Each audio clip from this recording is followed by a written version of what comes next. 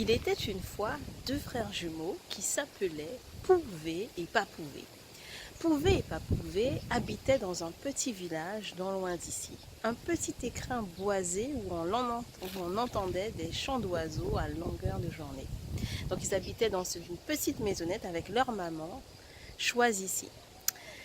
Fallait les voir, ces deux frères jumeaux. Ils avaient 9 ans, mais on leur donnait facilement 6 ans, avec leur corps maigrelet, leur petite tête. Et quand ils allaient à l'école, c'était la risée de tous leurs camarades. C'est vrai qu'ils avaient de grandes difficultés à l'école, ils ne savaient toujours pas lire, et c'était assez difficile pour eux d'y arriver. D'ailleurs, leur maîtresse leur disait souvent, vous n'y arriverez jamais. Vous n'y arriverez jamais. Tous les jours à l'école, c'était des moqueries à longueur de journée. Regardez, pouvez et pas pouvez, mais regardez-les. C'est vrai, ils avaient l'air si faibles et puis si différents des autres qu'on n'avait pas forcément envie de nouer de l'amitié avec eux. Dès le matin, chaque matin, Papouvet se réveillait, le dos courbé, le visage triste, mais vraiment l'air dépité, et il se disait « Tout ce que l'on dit de moi, c'est vrai. Tout ce que l'on dit de moi, c'est vrai. » Et il y a Pouvet qui se réveillait le matin et se regardait dans le miroir et il se répétait à lui-même. Il redressait la tête, ainsi que les épaules, d'un air fier, et il se répétait à lui-même « Quoi que l'on dise de moi, j'y arriverai.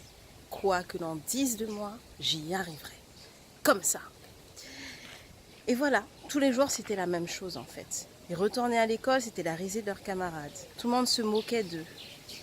C'était triste quand même, c'était triste à voir pour ces deux petits enfants qui n'avaient rien demandé.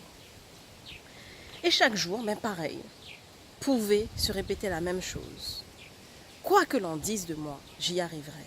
Quoi que l'on dise de moi, j'y arriverai. Les poings serrés. Et Papouvet qui, vraiment l'air dépité, se répétait encore la même chose. Tout ce que l'on dit de moi est vrai.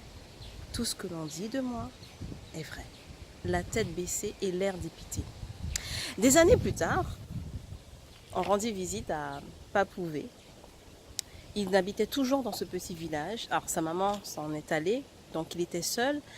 Il n'arrivait pas à trouver quelqu'un dans sa vie. Il n'était pas vraiment épanoui, ni sentimentalement, ni professionnellement. Il galérait un peu quand même. Voilà. Et quand on lui demanda, voilà, qu'est-ce qui s'est passé, il répondit, écoutez, tout ce que l'on disait de moi est vrai. Je ne suis pas grand-chose. Tout ce que l'on disait de moi est vrai. Je ne suis pas grand-chose. Et on est allé voir Pouvet, on lui a posé la même question. Pouvet, lui, il avait réussi. Il était épanoui surtout, hein, c'est ça. Il était épanoui, bien dans ses baskets, bien professionnellement, bien sentimentalement. Il avait construit sa famille. On lui a demandé, mais qu'est-ce qui s'est passé? Et lui, il a répondu,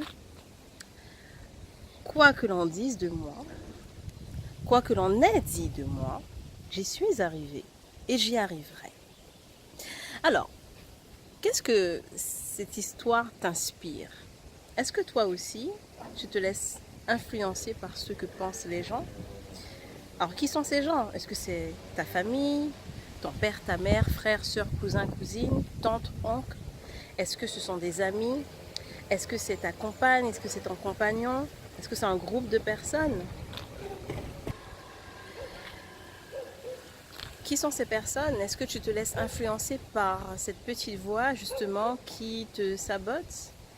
Est-ce que tu autorises les gens à poser une étiquette sur toi, à décider de ce que tu vaux, à décider de ce que tu es?